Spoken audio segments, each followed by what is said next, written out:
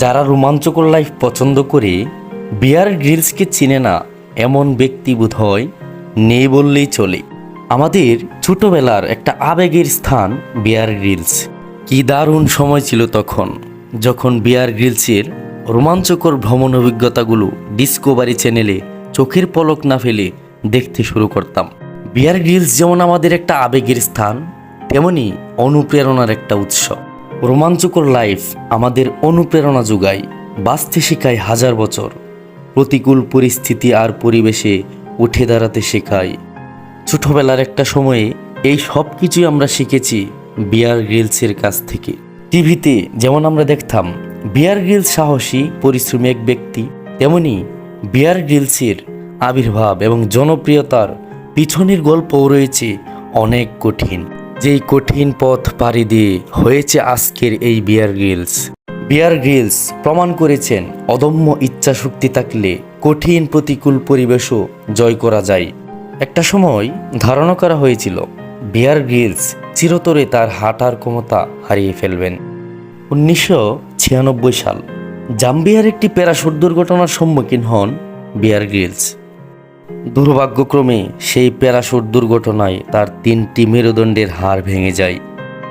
তখন তার মেরুদণ্ডের হাড়গুলো এমনভাবে ক্ষতিগ্রস্ত হয়েছিল যে ডাক্তাররা বলে দিয়েছিল তার সুস্থ হওয়ার আর কোনো সম্ভাবনা নেই। ফলে বাধ্যতামূলক তাকে সেনাবাহিনী থেকে অবসর নিতে হয়। পরবর্তী 1 বছর বিয়ার গ্রিলস সেনাবাহিনীর সব রকমের কার্যকলাপ থেকে বিরত থাকে, কিন্তু একটি কথা, সে হার মানতে জানে না। এর পরের গল্প মাত্র 1.5 বছরের মাথায় সবাইকে অবাক করে দিয়ে অদম্য ইচ্ছাশক্তির জোরে তিনি সুস্থ হয়ে সর্বকনিষ্ঠ ব্রিটিশ অভিযাত্রী হিসাবে মাউন্ট এভারেস্ট জয় করেন। মাউন্ট এভারেস্ট জয় করার পর একটি ডিওডোরেন্টের বিজ্ঞাপনে নিজেকে তুলে ধরেন বিয়ার গ্রিলস। এরপর ডিসকভারি চ্যানেলে man versus wild adventure show দিয়ে রাতারাতি জনপ্রিয়তা আর খ্যাতির শীর্ষে উঠে আসে বিয়ার গ্রিলস। বিয়ার গ্রিলস সেই অনুষ্ঠানে দেখায় প্রতিকূল পরিবেশে কিভাবে টিকে থাকতে হয়।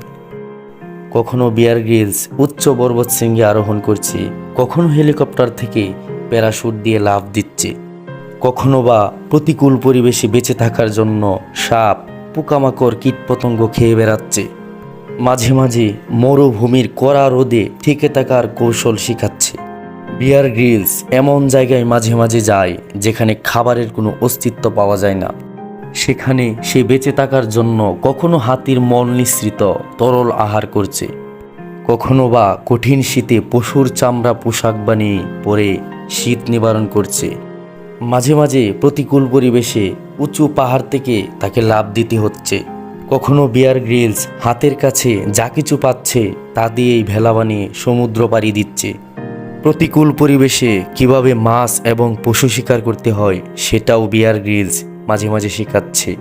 মোট কথা, কিভাবে প্রতিকূল পরিবেশে টিকে থাকতে হয় সেটাই বিয়ার গ্রিলস তার ম্যান ভার্সেস ওয়াইল্ড অনুষ্ঠানে দেখাতো। এছাড়াও বিয়ার গ্রিলস দারুণ লেখক হিসাবেও জনপ্রিয়তার শীর্ষে রয়েছে। বিয়ার গ্রিলসের প্রথম রচিত বইয়ের নাম ফেসিং আপ, যেই বইটি যুক্তরাজ্যে সবচেয়ে বেশি বিক্রিত বইয়ের তালিকায় স্থান পায়। বর্ন সারভাইভর বিয়ার গ্রিলস একটি বই, যেই বইটি পৃথিবীর বেশ কিছু প্রতিকূল পরিবেশের অভিজ্ঞতা নিয়ে রচিত হয়। যে বইটি 2004 সালে William Hill Sports Book of the Year পুরস্কারে মনোনীত হয়। প্রিয় দর্শক, আপনি কি বিয়ার গ্রিলসের অজানা এই গল্পটা আগে জানতেন? কেমন লাগলো বিয়ার গ্রিলসের এই গল্পটা? কি শিখতে পারলেন বিয়ার গ্রিলসের জীবন থেকে?